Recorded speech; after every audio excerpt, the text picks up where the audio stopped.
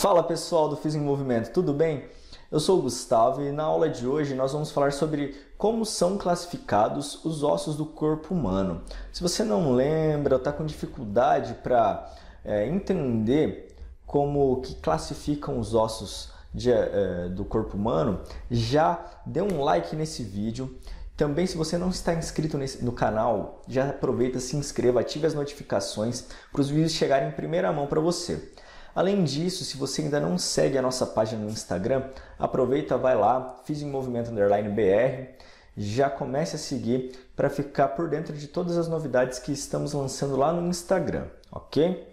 Bom, sem mais delongas, vamos começar a nossa aula de classificação dos ossos do corpo humano. Ela se baseia na predominância de uma das dimensões, que são comprimento, largura ou espessura, sobre as outras duas.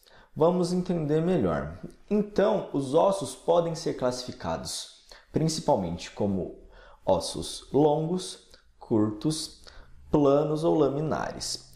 E como que se dá essa classificação? Vejamos, um osso longo, ele tem um comprimento maior que a sua largura e a espessura. Então, quais ossos será que poderiam ter o comprimento maior que a largura e a espessura? Em geral, esses ossos são tubulares e pouco encurvados. Vamos tentar trazer na memória quais ossos seriam esses. Eles geralmente estão presentes no esqueleto apendicular. Você se lembra do esqueleto apendicular? Caso não se lembre, assista a aula de introdução ao estudo de anatomia humana, que ali a gente vai falar um pouco sobre o esqueleto axial e apendicular. E os ossos longos são constituídos de um corpo, diáfise e duas extremidades, as epífises. Agora ficou mais fácil para nós lembrarmos quais são os exemplos de ossos longos.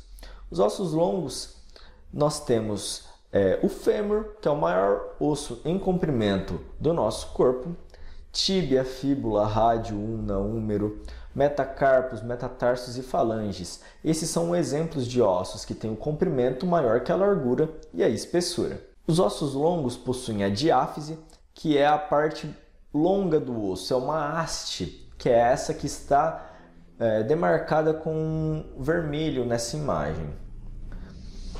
A diáfise ela é constituída principalmente de osso compacto. O osso compacto é um osso mais rígido.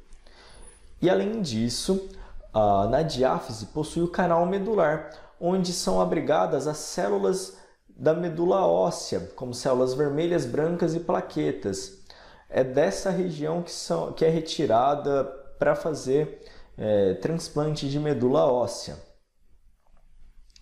Já a metáfise é a parte dilatada da diáfise. A metáfise ela está entre a epífise e a diáfise. A metáfise está destacada em vermelho aqui na imagem. Então, ela é o prolongamento da diáfise.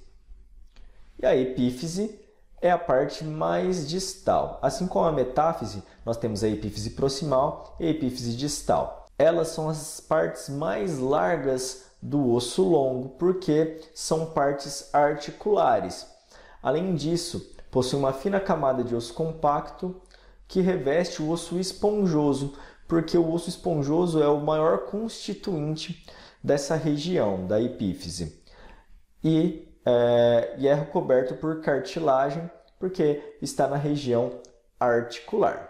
A cartilagem ou lâmina epifisial está localizada entre a epífise e a diáfise, e ela é caracterizada, ela é encontrada principalmente na fase de crescimento.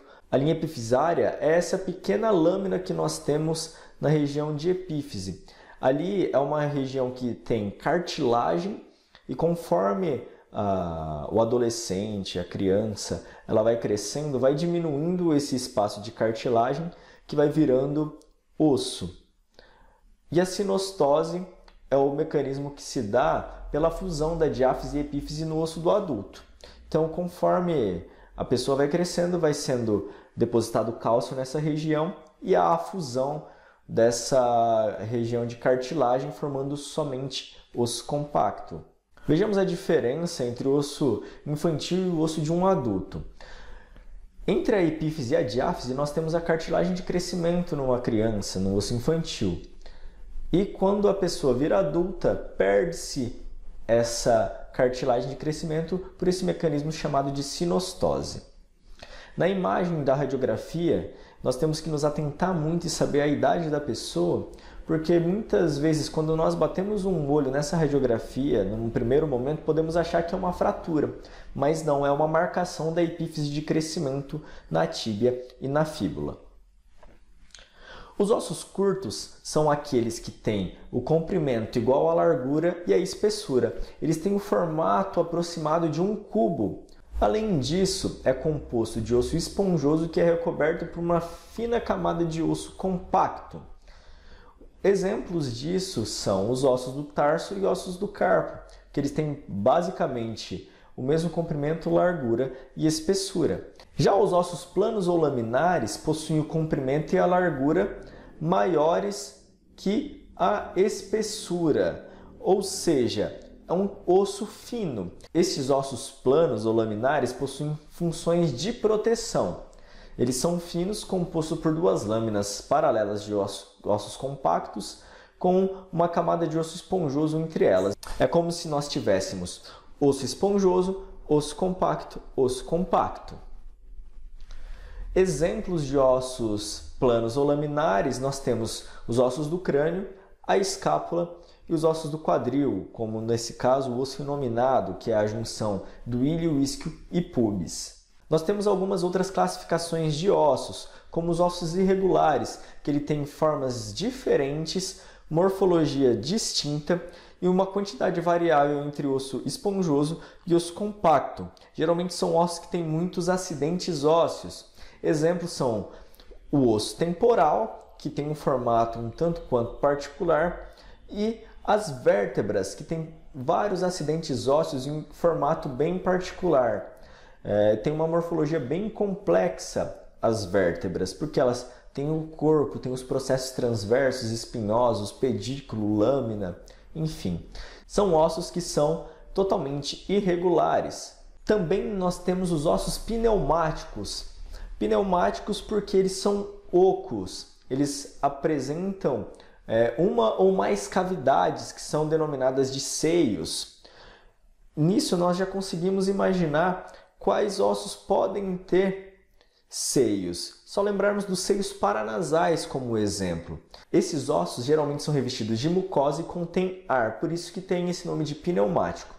Exemplos disso são os ossos esfenoide, que ele tem esse formato de asa de borboleta. Quando nós estudamos anatomia, nós sempre ouvimos essa analogia. Além do osso etimoide, osso temporal, frontal e o osso maxilar, que são lugares que temos os seios paranasais. E nessa região tem transição de ar, então ele é um osso pneumático.